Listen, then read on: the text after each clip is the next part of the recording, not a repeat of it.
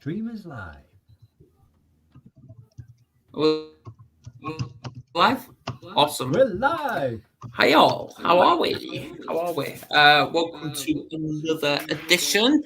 I am joined by the amazing Nick Ronald, the secret influencer. How are you, Nick? I'm great. Yes, great. Good to be here. Good to be on your show again.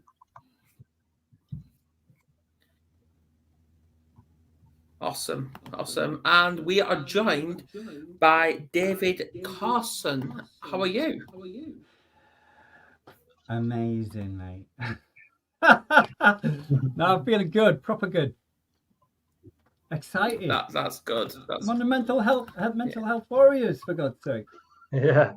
How can I be excited? Of course. Of course. Yeah. So obviously we are going to be discussing how we feel when we feel like our minds are about to explode, because I think we've all had those experiences. So I think Nick, while I just sort out what the hell's going on with Instagram because it's not going live on some reason, do you want to kick us off with what to do? Well, when it's about mind's about to explode, I think often I relate to that when I have a revelation, and sometimes it's just something actually can be quite something obvious, but when you realise something and you think, well, that explains it, or that's I should have known that sort of moment. And I think, also I'll get an example, but I don't know. I mean, talking about, like we talked about public speaking earlier, and I was talking to someone who's experienced about how do I stop the ums and the ers and all that, when you're doing that stage, and they said all you have to do is pause and just pause, take a breath, and it was a bit. It blew my mind because that's just such a simple, obvious thing, but then makes such a massive difference. And I think that's that sort of thing where you just someone tells you something, you hear something, and think, wow, that would make whatever it is make a massive difference in my life. But it's so often it's so obvious and simple, and I think. The most often the things that make the biggest difference in your life are the simplest things. Often it's not some big complicated thing we have to do to improve our lives. Often we know what it is.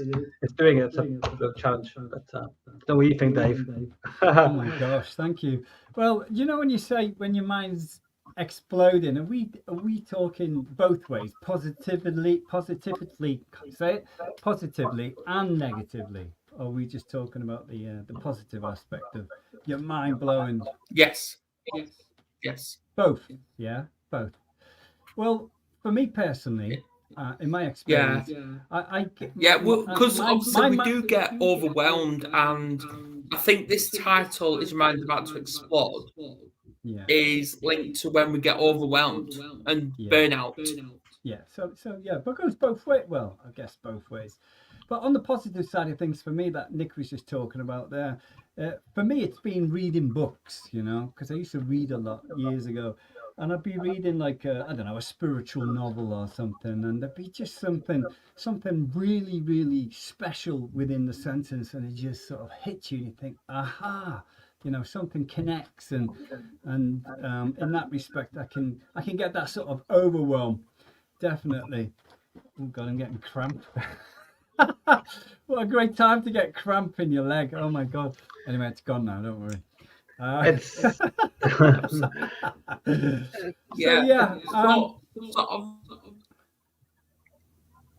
Obviously, we'd like to know as well, like a little bit of a background of you, Dave.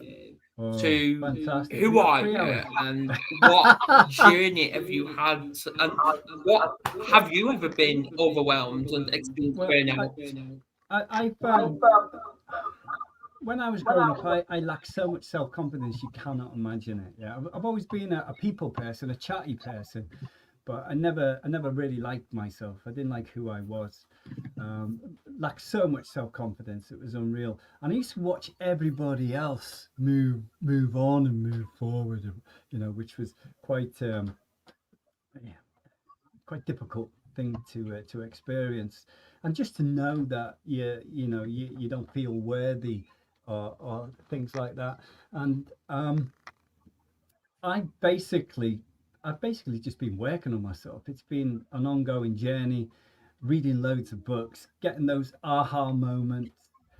Discovered positive self-talk many years ago, and I realized it's important what we say to ourselves, because often you will put yourself down in lots of situations.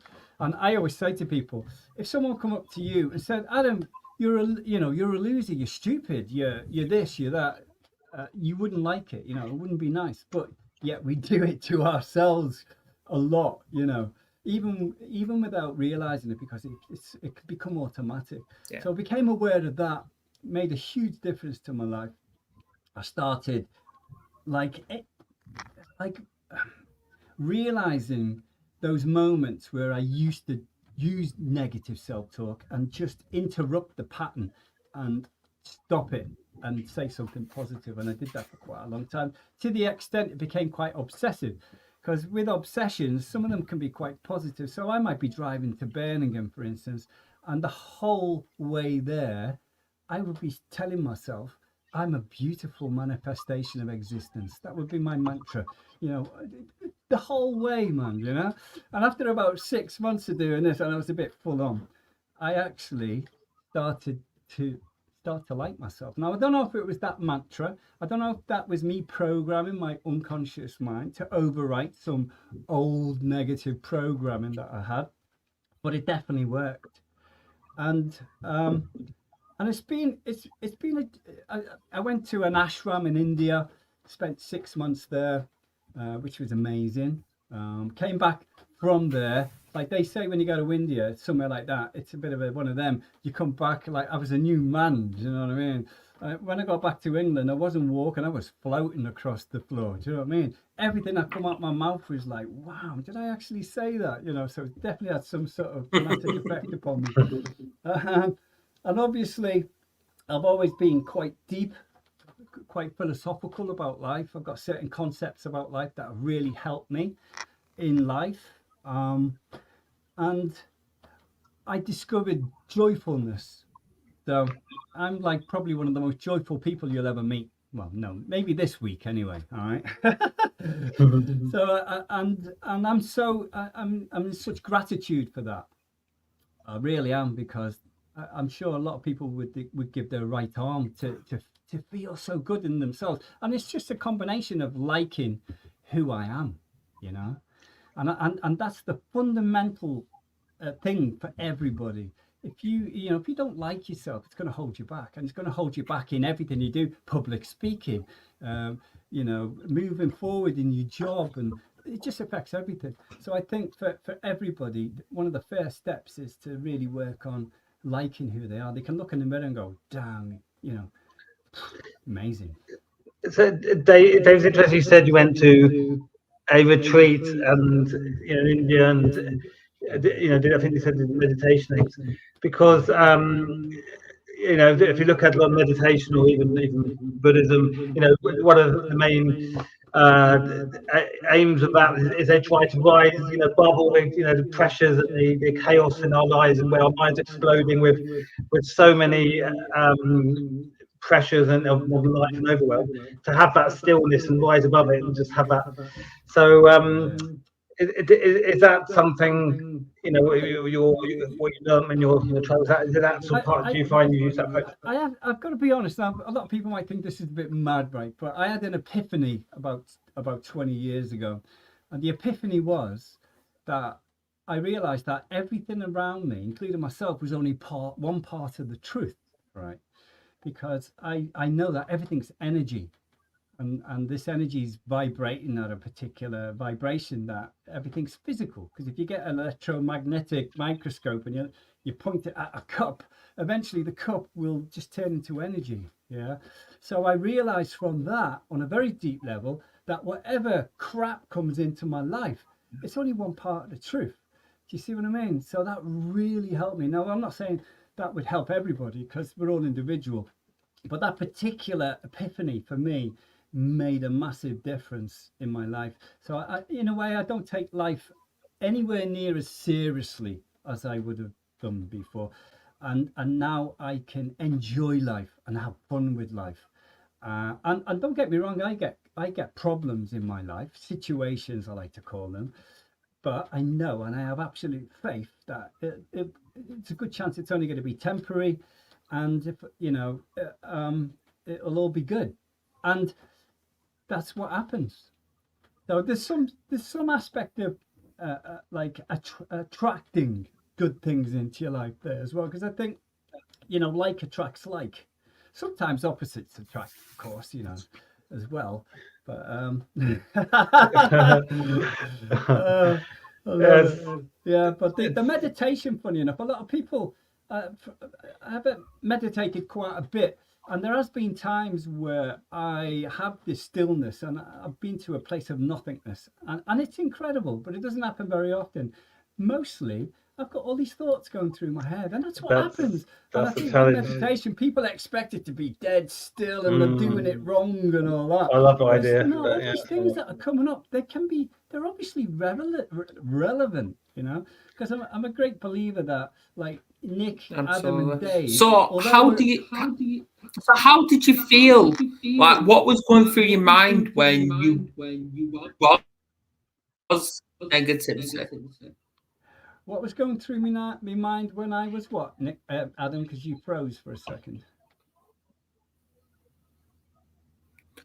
When you, I think there's a delay on my end. I really don't know. Okay. But but so I'll probably have to jump out and jump back on. I don't know. But Yeah, what was did you going say? through your mind when you was feeling shit?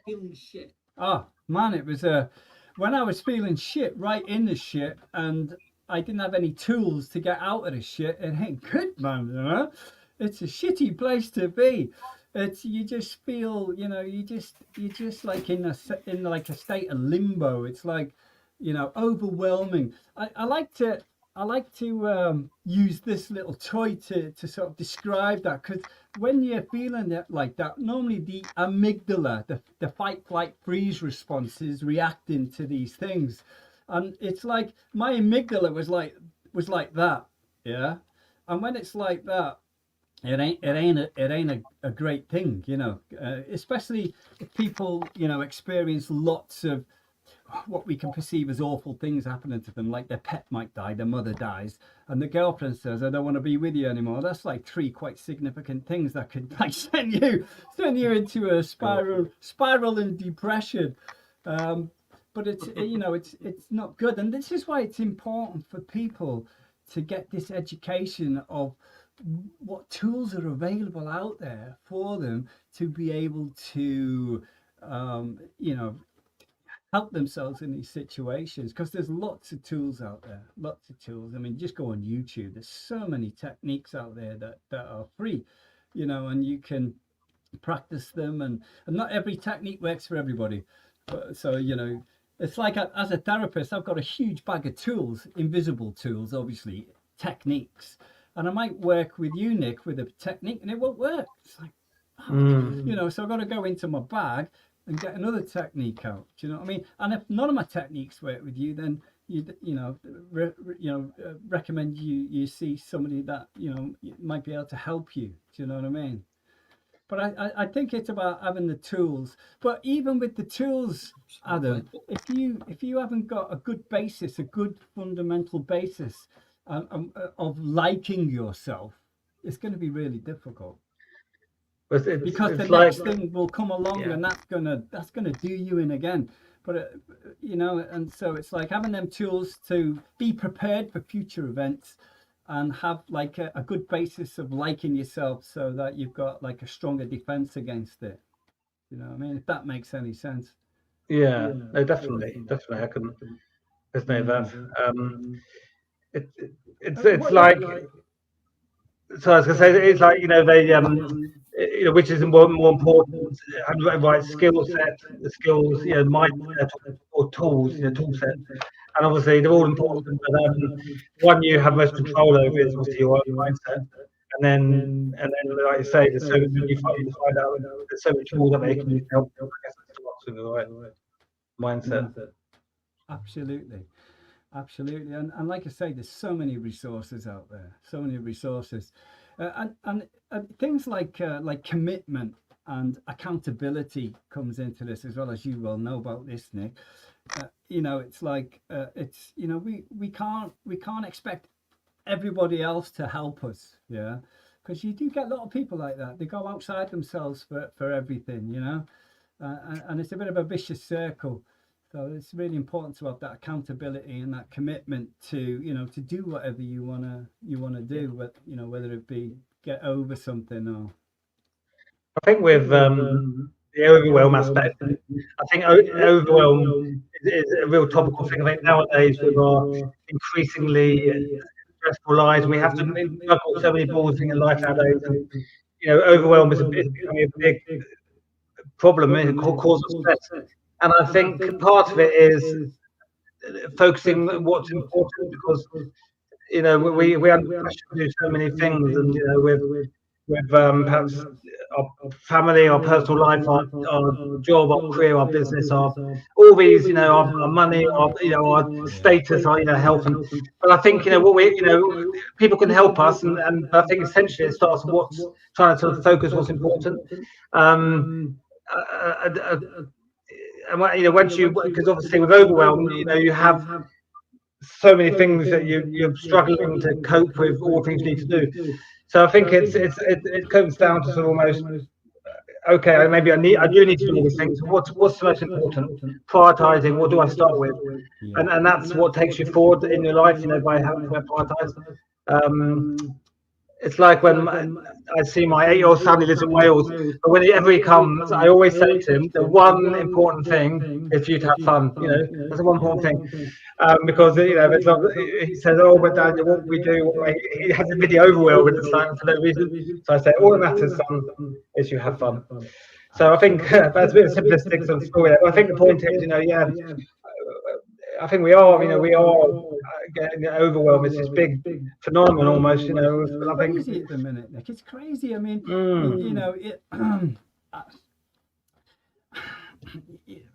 it's people are struggling at the minute. Everyone's paying. I mean, it's got to be one of the most expensive countries in Europe at the minute, and like that, it's really difficult for people. It really, really is. And you know what the ironic thing is? Because in my work, people who come to see me, right, they don't have conscious problems, okay? Because if they had conscious problems, they'd probably be able to sort them out. Most people come to me with unconscious, subconscious problems, whatever you want to call it. So just with that, how do they know they've got the, how do they know they've got the problem if it's sort of well, the unconscious will present the symptom. Okay. And they just can't sort it because it's like it's deep in the brain. So people come to see me, and I actually talk with people's unconscious minds, and I often do little deals with it. It's really mad, actually. Interesting. But what I was going to say was, it's ironic that we're such sophisticated organisms out of all the species. Yeah, the fact that we are creators, in a big way, as you can see around you. Yeah, like Dave and Nick, we're in the forefront of everything. We're right at the front of the show with all the things coming in, all the colours, we're right in the middle of it. Everything coming through our senses, and all that information gets processed through our unconscious, and that information gets processed depending on what you've ever experienced in your life. And if your unconscious has got particular belief systems or patterns developed, then you're fucked. Basically, because there's no way around it. You have to communicate with that part of the organism to change it. It's one of the biggest flaws, I think. It's crazy. I think it's fascinating. I studied neurolinguistic programming a while back, and it's similar. They say that everything we see and hear, we're automatically, subconsciously putting filters on it and our own prejudices without even realizing, without even knowing in seconds. So we're not ever seeing anything in 100% reality, because everything we see, we're filtering and This is where that think- concept comes in. That epiphany I had was we only see one part of the truth. It's only we don't see the whole thing, and that applies to everything, including our emotions. You know, so a lot of people think they don't like the idea of the concept because it seems to take away a lot of yourself. You know, it's but like a lot of our perceptions, they're erroneous. You know, they're being like Adam might have a big nose, right? And I was bullied by a guy who had a big nose, and like because of that, I might not connect with him as much as I would, and I don't understand why I'm not connecting. I do connect with you, I don't worry, but I don't know why I'm not connecting. You get these people though, don't you? You meet them, and you just don't feel it. And there could be something like their nose reminds you of something way back. Shall I just do that then? Hey! so Adam, we were talking about overwhelm as being a big cause of stress, and that you said about think mind's going to blow, and I guess a lot of people nowadays is have just that crazy pressure of a million things we have to do, and just come to overwhelm. What do you relate to that, or what do you see as when you say your mind explode? What's it to you? Because it'd be interesting to hear. Yeah, absolutely. Well, first of all, I know that being stressed is just a choice because it's how we feel and it's all thought. And people need to start educating themselves that whatever we think is how we're feeling. And like we were just talking just off camera before we came on that because you were swearing, Dave, and it's like, and you was like, "Oh, sorry."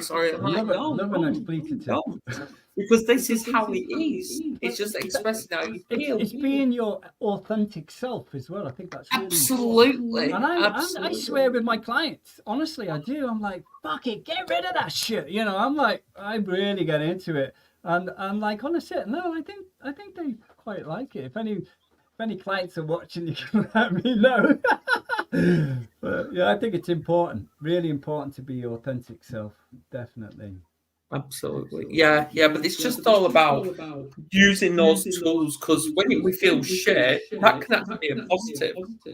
Yeah. Because absolutely, I've been negative recently, but that was the first time I've been negative in a very long time because I'm choosing to stay positive. Absolutely. Even though I've been insulted tonight regarding my large nose, but it's okay. You know what you said there was really important because I believe when you're triggered, right, especially when you're triggered, it's a great opportunity for you. Yeah. Because it is, isn't it? You have that choice, like you were talking about, Adam. Am I going to react to this way or that way? Now, you're lucky that you're able to discern them two things, yeah? A lot of people don't. It's automatic. It's their subconscious. Boom, pattern. And they're on a little merry-go-round. And it's like people in relationships. They'll just constantly go from relationship to relationship to relationship because they're stuck in this thing. Do you see what I mean? Yeah. Absolutely. Super, so super. What it is what it is. What did you two do to break that cycle of negativity? Become aware of it. That's the first key. Because if you're not aware of it, then you're knackered, because you're just gonna go along with it. So for me, the first key is acknowledging what's actually going on, and that is awareness. They all talk about awareness. Yeah, the great yogis. It's all about awareness, and it's so true. It really is about awareness. And once you become more aware, then you've got the choice. It's having that choice. Yeah. So if you choose to react to it, like sometimes when I'm driving, right, I know what's happening. Someone's in front of me, they're doing 20. I'm like, oh, for fuck's sake, come on. And that's me. I'm like really positive and joyful, but I actually choose to do that. Do you know what I mean? I don't know why I choose it. But in a way, it is a good sort of. I don't like jump out the car and stuff like that. I read a book. I can't remember the surname of the guy, but it's by Adam, someone, a philosopher. But he was saying that with all this positive thinking self-help approach. We all have to be positive thinking about everything, positive about optimistic, positive. And he said that's good, but we should sometimes be able to acknowledge that sometimes things are a bit shit. Not like everything's great, everything's great. Trying always, everything's great. And I think for me, one of my moments was when I realised that if you're going through some shit, it doesn't mean that you're shit. There's a difference. So you can feel great about yourself, but you can feel shit about your situation, because at times we all have situations where things are going a bit shit, and perhaps we're struggling a bit, but it doesn't mean we have. But we have people feel bad about ourselves as a person. They're not necessarily the same. And I think that's the thing. That. Good, So when I've had times I've struggled, it's like, well, it doesn't mean that I'm failing or I'm bad, or it's just life does that. Going on outside of us that we have no control of. And when you're getting cramp again, oh my god! And when you recognise,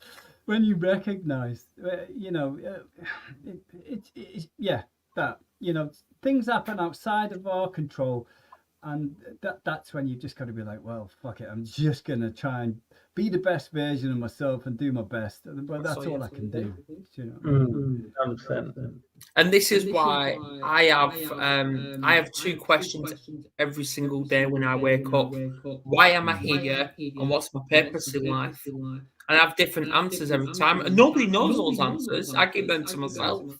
Yeah. Do you know what? I love that, Adam, because I've been doing that recently. I'm like, okay, because I've got a great relationship with, I call it the universe, call it whatever you like, but I'm like, come on, like we have a bit of a sense of humor, like what am I supposed to be doing? Like just give me some sort of guidance, So I definitely do that as well. I think that's a good thing to do that as well, because I'm quite cool. And it's same with looking in the mirror as well. Yeah. How many of us actually look in the mirror and say something positive about yourself? I think it's. I mean, I like what you say you do at the beginning of the day.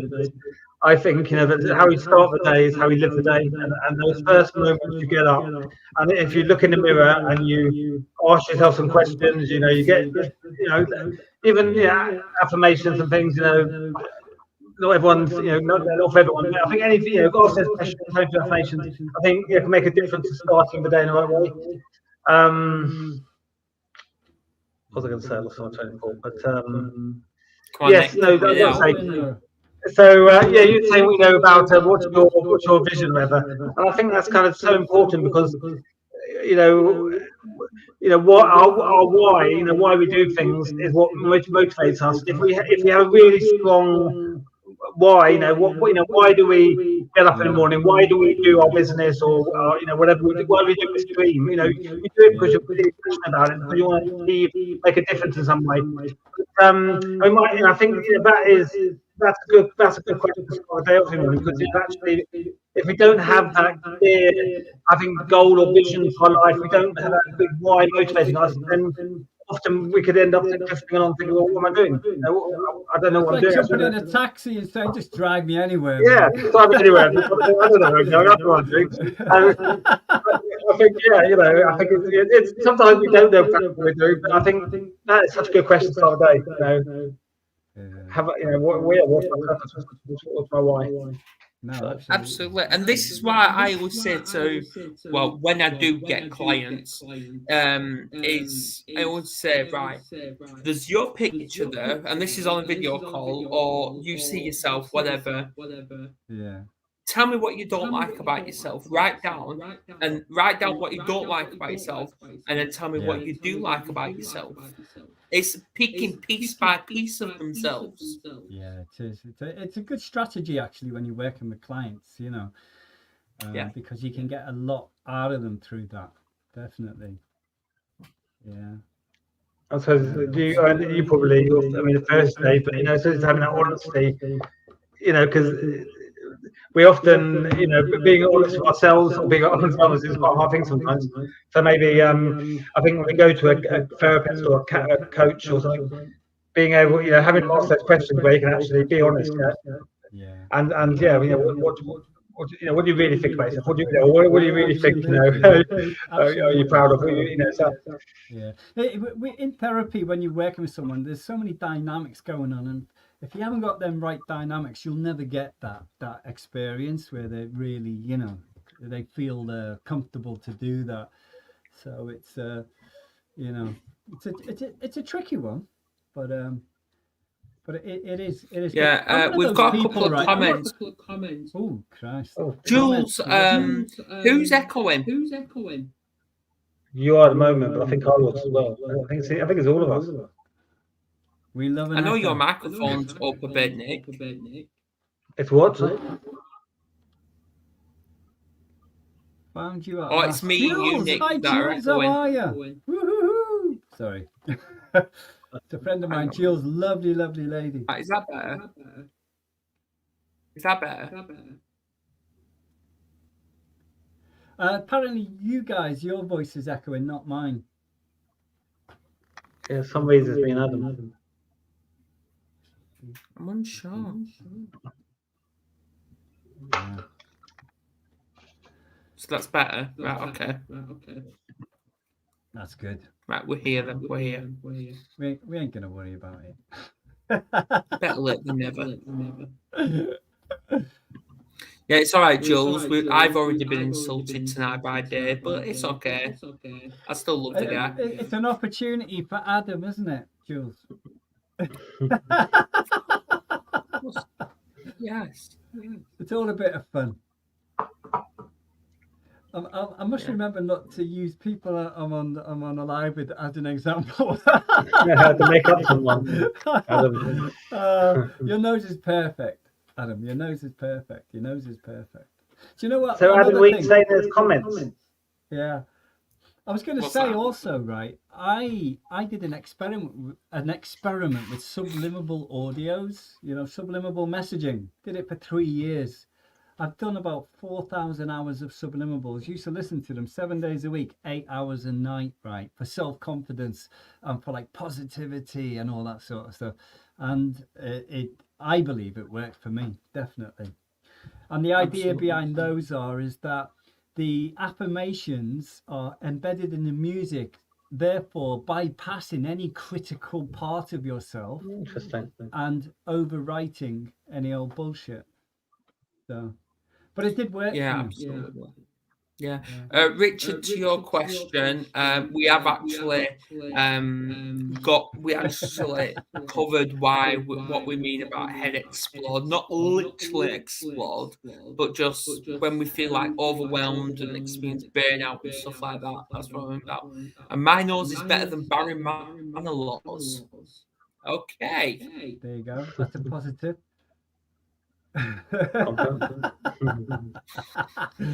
Right, so ladies and gentlemen, we did go talk about how we feel when mind explodes. Now we're talking about Adam's nose. Okay. Yeah, we love a digress. What's that? Are you talking to me? Is that Dave? Oh, sorry. No, I said we love to digress. Whatever. I wouldn't worry about it. But if my head was exploding, because tomorrow something could happen in my life and it will be overwhelming. Like my mum might die, my pet dog might die. And you know what? I'm glad you mentioned that about something happening, because my partner was actually talking about this with me earlier. She was talking about actually about our wills, if something happened, and I'm like, wait a minute, I'm not ready to die yet. I'm loving my life. I love it. I was saying there. So something could happen tomorrow really bad. And if I'm honest with you, if it was really bad, yeah, I would be right in the bullshit. Yeah, right in it. Yeah, because I would be. But it wouldn't take long for me to recognize it and pull myself away from it. Again, it's about that awareness and recognition. Yeah. Because I did an experiment with my friend. We did this positive self-talk, like I was a beautiful manifestation of life all the way to Birmingham. It wasn't just that. I'm a beautiful person. I'm confident. I'm self-assured. All that sort of stuff. And we were chatting because we were both doing it. And he said, "Have you noticed now when you're in the bullshit, it only lasts for like a very short time?" And I was like, "Yeah, this is crazy." So like that's quite interesting, I think. I remember I went to Robbie, Tony Robbins, Tony Robbins event, Oh yeah. and he talks a lot about changing your state. So if you get Yeah. into a bad Brilliant. headspace, you'll get overwhelmed, your head might explode. He talks about like just changing your state, like Change wherever your you body can, language. just Yeah. he said like just for example, like he put some loud music, I don't know, Yeah. or can you go out, out of the room and out of the building with people? Can you I don't know, do I don't know, do a dance? And he says, change your state, do something that will shake you out of it. And I get the Absolutely. point, that actually, if we're getting, if we're absorbed in something, where my head literally feels like it's going to explode, we need to do something totally different, totally opposite. I'll just completely change our. When we're in that state, it's almost like obsession. We're getting all we can think about is the same thing. That's why our head's about to explode, and we can't stop thinking about it. Exactly. So we need to I do agree with that point that Rob's made. We need to do something that'll just get us out, whatever it is. Leave the environment. Yes. Play some music. I don't know. Just do something to get us out of that state, Yes. or where we're just all we're doing is thinking about one thing. I'd like to share some techniques with you guys or for people watching, if they're really in the thick of it. I don't know if you ever heard of the havening technique. Have you ever heard of that? Yeah, the havening technique. Okay, so it Go on. sort of see if you can see me here. Let me just do this. So what I'll do is while you're showing the technique, I'll boot me and Nick into the green room so you can show everyone. All right, whatever. No worries. Woohoo! Okay, a few techniques. Well, this one in particular is called the havening technique. And if you're in the thick of it, and things are really bad, what you do is you get your hands on your shoulders like this, and you just gently bring them down to like your elbows, like this. And you just do it gently and softly. It's a bit like having a hug. You're hugging yourself. And apparently, well, it's worked for me, and worked for thousands and thousands of other people. It calms the nervous system. And then you can do this with your face. You can just gently stroke down your face like that. And the other one of it is just gently stroking your hands like that. And it's surprising how quickly you can pull yourself out of out of the thick of it when you're really in it. And one of the other ones is a technique called EFT. I'm sure maybe you've all heard of EFT. Yeah, EFT is a tapping technique. Yeah. I haven't got time to describe it all right now, but EFT is based on acupuncture, Chinese acupuncture, whatever. Tapping meridian points. Exactly, Adam. That's what you call the setup. Right, tapping here. So let's say, I'll do it very quickly. Let's say you're really stressed out because someone's upset you, or like you're about to lose your job. So you will tell the brain what the problem is, and you do it like this. Even though I'm really stressed out about losing my job, I choose to love myself. See that? I choose to love myself and accept myself. And you say that 3 times, and then these are the tapping points. And as you tap each point, you just remind the brain, I'm really stressed up about losing my job. I'm really stressed out about losing my job. Stressed out about losing my job. Stressed out about these are the points. Stressed out about losing my job. Stressed out about losing my job. And the other point is sort of in the middle of your side. And you can find this on the internet, on Google. And the guy that created this technique, I'll come across it, gave it to the world for free. Yeah. It was an incredible gesture because a lot of people, you have to pay to learn these techniques. Yeah? And it's a fantastic way of allowing the nervous system to calm down and take you out of that. But the Havening one, it's beautiful actually. You just try it. Have a go now. Just gently do this with your arms, guys. Yeah. Put your hands on the top of your shoulders like this, and just gently bring them down, and just stroke yourself like that. It feels really good. It's quite nice, actually. Yeah. You do this all night, man. Oh, yeah. Self-love, self-care. Self-love, self-care. A fantastic technique. Paul McKenna advocates it quite a lot. But the EFT is a fantastic technique to really quickly take yourself out of that state. And obviously you've got deep breathing exercises as well that you can do. Or you can just go for a walk, or some exercise, get them endorphins being released into the brain. Yes. There's lots of different things. I think the important, it's doing something different. Exactly. The more you stay absorbed, I think, and the worse it'll get. So it's doing something different.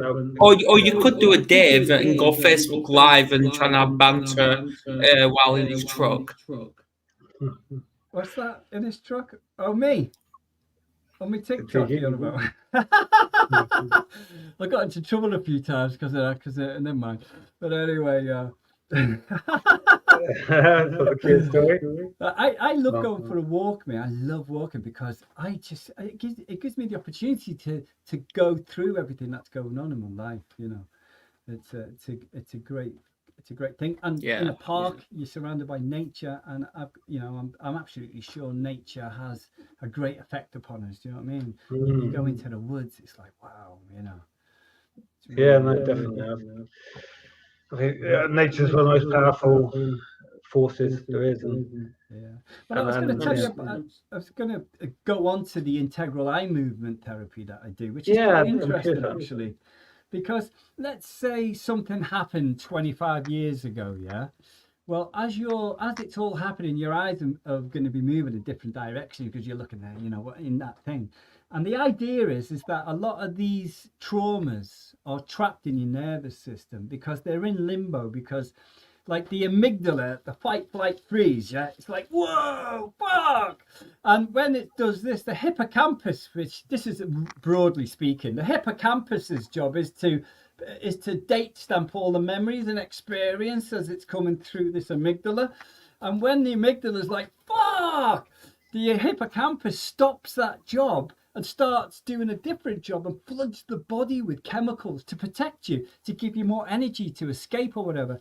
But unfortunately, while it's doing that particular experience, that memory, that experience gets stuck in limbo. It's not being coded properly. So when someone does integral eye movement therapy or EMDR, whichever, we move the eyes on certain axes while they hold on to a memory that was like quite difficult for them. And while they're holding on to the memory, the hippocampus is like, oh shit, I forgot about that one. Yeah, let's code it. Boom. And then before you know it, the memory, it's like it changes. The emotion goes out of it, and they're absolutely free of that for the rest of their lives. Apparently, that's what they say. So far, I've never had anyone come back to me that I've done this technique with on a particular memory. They've never come back and said, "Oh, that memory's back," because they say it just can't happen because you've recoded the memory. The brain's recoded it, and it's because of the nervous system. The eyes are the brain on the outside. They're heavily connected with the nervous system. So, like I say, the idea is that it's all not just in here, it's through the body. A great technique. Great for trauma and great for identity as well, because we all have different identities. I'm like this with my mum, I'm like this with me friends, I'm like whatever, and like if I'm in a confrontation, for instance, I might regress to like 15, start throwing my toys out the pram, so because we're not operating at our current age, which is all to do with the programming and our unconscious, and we can use this technique for that as well. We with the normal memories and emotions, it's normally from side to side and on angles like that. But with the identity stuff, we tend to do like a figure of 8. You can see that. Anyway, I don't know why the figure of 8 works better with the way the eyes move for things like that. So, so what you do is someone who's operating at 17 years of age in particular situations, we can help them with that and get them to operate from their current age in all aspects of their life. Incredible technique. Really good. Yeah, it's fascinating. The whole thing of hypnotherapy has always fascinated me. So I add that skill to my bow. Well, with hypnotherapy, like when I first learned it in 1993, it's quite a long time ago. I haven't been practicing since then. I did it for a while and then I left it and I started a cleaning company of all things. But I always thought that all these things happened in the brain, in here. But it ain't. It all happens right throughout the body, And do you use your Dave? Do you use your approach on yourself as well as your clients? With the eye movement, it's really difficult to do it on yourself. Although I do, I just move my eyes from like that. And hypnotherapy, do you sort of use that? Hypnotherapy. I listen to. I create subliminal audio, so I listen to my own audios. But my main technique is that one. That's what I've used for the last 15 years. If I've got any problems, straight on here, because it works efficiently for me and quickly and easily. Other people, maybe it doesn't work as well. Again, if I had a technique that could work for everybody, I'd be like multi-millionaire, mate. I'd have like gold glimmering sunglasses. What works for someone will not work for another. Yeah, exactly. And again, like I said before, that's why, especially if you're helping people, you've got to have a big bag of tools. It's like what with you, Nick, when you're working with people. Certain approaches, they're just not getting it. So you've got to go in a different angle and try and get. Yeah, definitely. I think people. Everyone's different. Everyone has their own way of learning, and you've got to tailor a bit to the extent on the person. I think to understand people work. You fully find out yourself, your clients. Like I say, there's never one size fits all of anything. Absolutely. I was just looking at Richard Fay's comment there. I'm 60, prefer to operate at 25. I love that, Richard. I love it. I like it. They actually say, didn't they? I think I'm not very religious. I'm a bit of a shopper. I take a little bit of this and a little bit of that. But they say, be childlike. Because a child's like, whoa, what the fuck? Wow, and we lose that as we get older. So we do. I agree. For me, again, and that's why the partner can't take me into a toy shop because my inner child comes out. Actually, I heard somewhere that people who are very fixed in their way of view of the world and how things should be, and as they get older, they sort of more serious about how this is the way they expect themselves to be, life should be. Struggle when there's change. They struggle to cope with change. But people who are a bit more creative in their approach, a bit more childlike, cope with change better, and they tend to not get as overwhelmed much because they have that almost childlike approach to things. And I think there's a lot to be said for that. I think if you're really fixed and it's got to be this way, everything has to happen this way, and if things don't happen that way, then suddenly you struggle. But I think if you've got that childlike sort of view of playful way of things, then I think that's better. It's even to the point where, like, I can go outside. I don't do it all the time. I go outside and I see like the field and the trees and even the roads, and I'm like, wow, this is incredible, because this is all energy. This is all moving energy, but it's so solid. How the fuck is that possible? This is incredible. So sometimes I'm like a little kid, like a 3-year-old that's discovering the world, just because of that concept again, that it's all the only part of the truth, if you see what I mean. what you're I saying. have to tell you something, Chris. My mother's 80, and she's got a couple of friends, and she knows at university, and they're the same age. But if you looked at them, you would think her friends, these particular friends, are like 20 years old, they're 100 or something. And you think my mum was younger because my mother's friends, they think they're old. They think, well, we're 80, we're old, but act old. We should act old and feel old because they're 80. My mother does the opposite. She goes travelling. She goes to theatre and pubs, and she looks younger, and people think she's younger because she's got a youthful approach to life. And that just shows, I think, that it's a narrative, isn't it? It's a narrative. Yeah. We're all, Do you feel younger to an old age? I think that's the the thing. narrative. It's like me. I dress like a 35-year-old. It helps me keep my youth. I've got young children as well, like 13 and 16. It's like fantastic. It's like doing my best to be the cool dad. You know what I mean? Yeah. I've got a TikTok channel, right? And my daughter come home one day. She said, "Oh, Dad, all my friends saw you on TikTok." And I said, "Oh no, did they?" Thinking that it was a bad thing. She went, "No, they think you're a fucking legend." The street cred cool. points. And I was like, "Whoa, that's really good." You know what I mean? Yeah. It must be doing something right. I'll get better than that. That's an endorsement there. Oh, absolutely. It is. You just have to be your inner child. Otherwise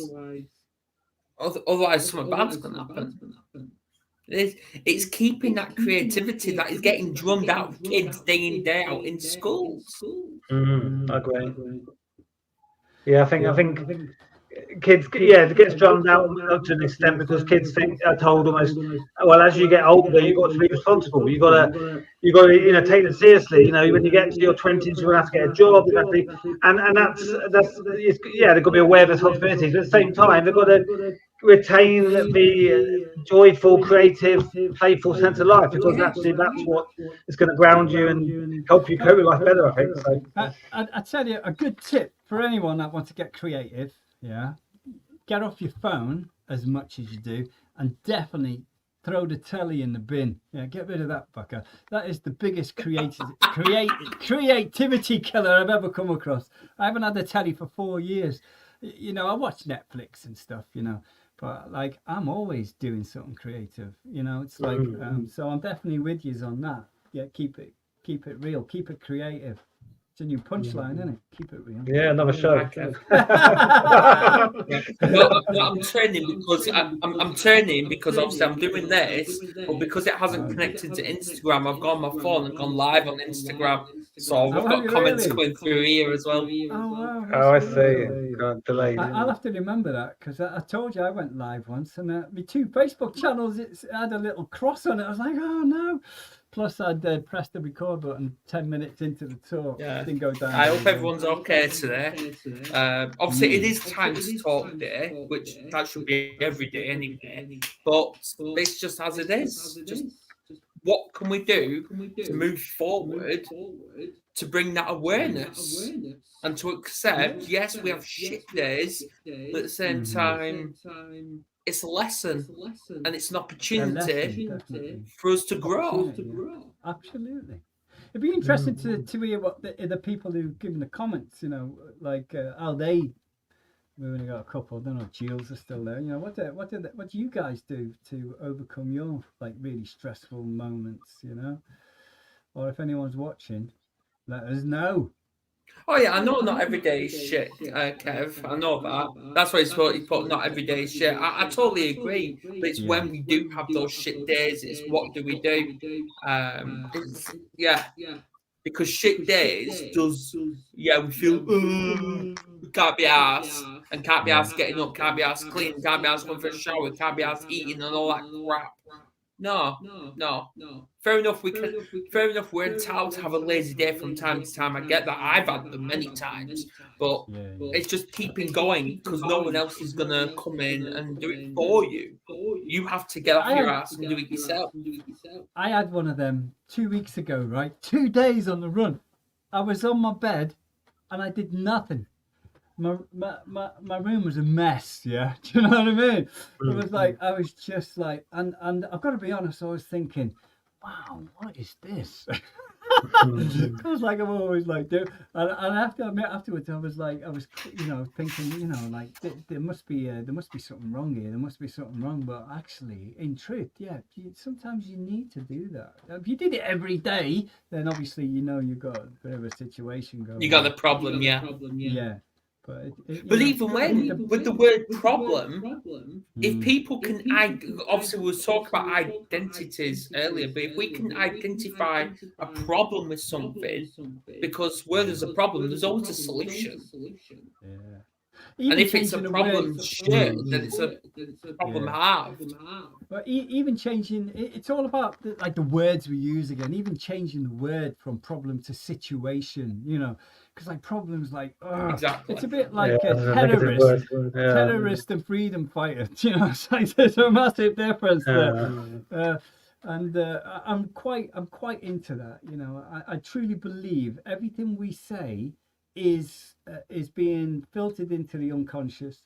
And if we say something too much like, oh shit, my memory, oh not again, my memory, not again, my memory, your unconscious is like, hey guys, he wants a dodgy memory, right? We're gonna have to do this for him, yeah. So like make him forget more things, because that's what he wants to do.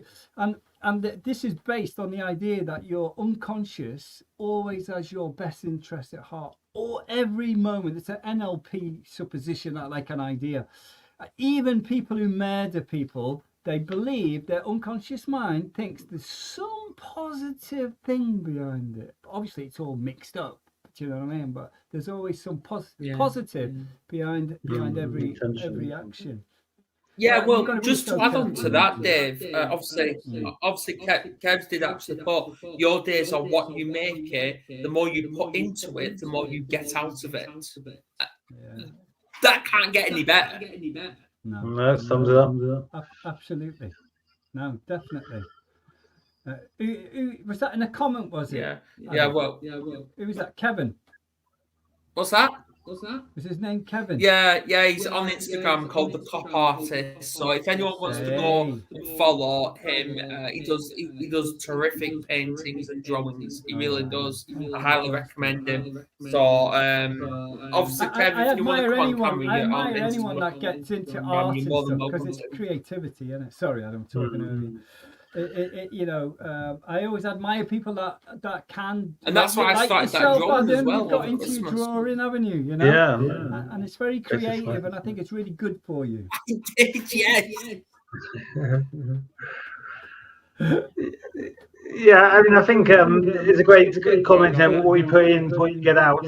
But also, if you put in negative thoughts, then you're going to get negative thoughts out. So if you put positive thoughts in, whatever you put in, you're going to get that out. So it's kind of make sure the right things into them. Yeah, and as we're grown up, we're told these things by our parents, because our parents don't know any better, because they're on the same wheel, and so we haven't always got a great start, like from the moment you come out the womb, you're in a state of hypnosis. This is what they believe. Up to about 7 or 8 years of age, you're just absorbing everything. That's what it's like when you're in hypnosis. Apparently, the brain's the same as like when you're in a state of hypnosis.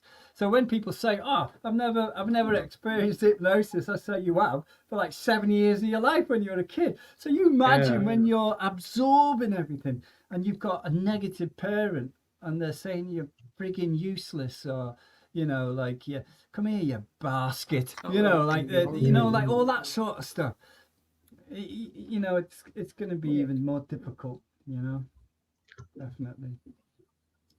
Again, starting off with a obviously Kev's trying to come on live with on Instagram here, so I'm trying to bring him on, but it's not letting. Oh, you've got there he is. What's going on? Kevin, how are you? We love you, Kevin. Yeah, hang on a minute, I'm telling you. There's everyone. Hey, Kevin. Hello, mate. We got Can you see him now? Yeah, I can see him. I him. can see him. He's on. Can't hear him, mine, but I can see him. Right, well, we've got Dave Carson and we've got Nick Ronald. Yeah, he says evening. I heard him, evening. I can hear him now. Where is he? Is he in the UK? Is he in the UK? Is he? Hey. Yeah, so everyone's tuning in now. This is phenomenal. And it's just Nick and Art as usual, isn't it? What does Kevin do? Yeah. My mate from all the way from over from Arizona is it as well. Arizona. Yeah. All right. Okay. Yes. Is he based in Arizona? Is he based there? Yeah. Oh, cool. Really cool. Is he based in Arizona? I'm jealous. Yeah. I'm jealous, Kevin. Do you want to come and live in Bognor Regis, mate? Or go to Arizona? No. Kev is based in Liverpool. Hey, is he a fellow Scouser? Not, is he? He is a Scouser, yes. Kevin's a Scouser. No way. Oh. Is he? Kevin! Yeah. All right, Kevin, lad, how are you, man? You're genuine. You're I genuine. hope you're Liverpool, mate, not Everton. Okay.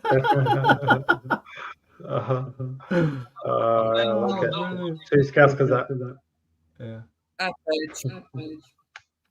Hey, okay, Cheryl. Yeah.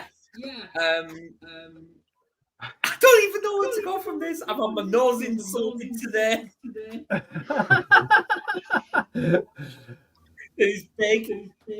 I don't. It goes across your face. Oh, shut up, you. You don't have cheeks, mate. Your nostrils are your cheeks. Bless. Thanks, Dave. Liverpool Scouts humour. Yeah. But apparently we're all comedians. What Adam's face is a picture. It's not a picture I'd want to paint.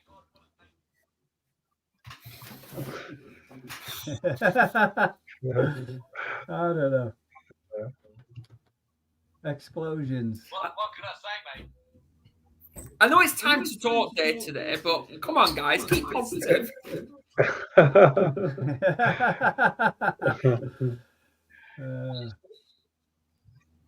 No, me and Kev always have banter. But yeah, I do. I highly recommend if you're into art, go and check out his Instagram. He's on TikTok as well when he's not banned.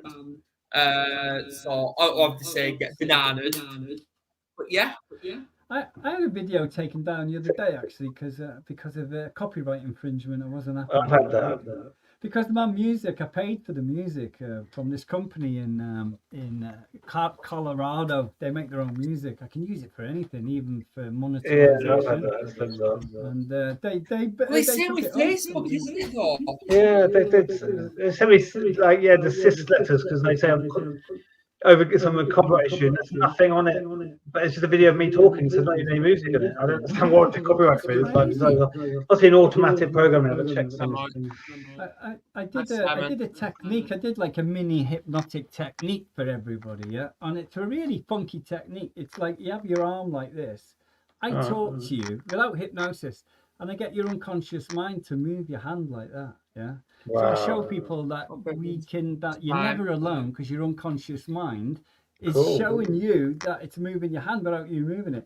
And you can even go a step further and ask the unconscious mind, this is communicating with the unconscious mind, to take control of all the cardiovascular systems, the mouth, the tongue, the teeth. And it can even talk through their mouth to you. It's crazy, real or imagined, yeah. But I've helped people with chronic pain with this technique. Because like their hand will go yes or no or yes or no, and I'll say, look, like. So you hypnotise them. No, it's not. It's no hypnosis at all. Okay. No hypnosis.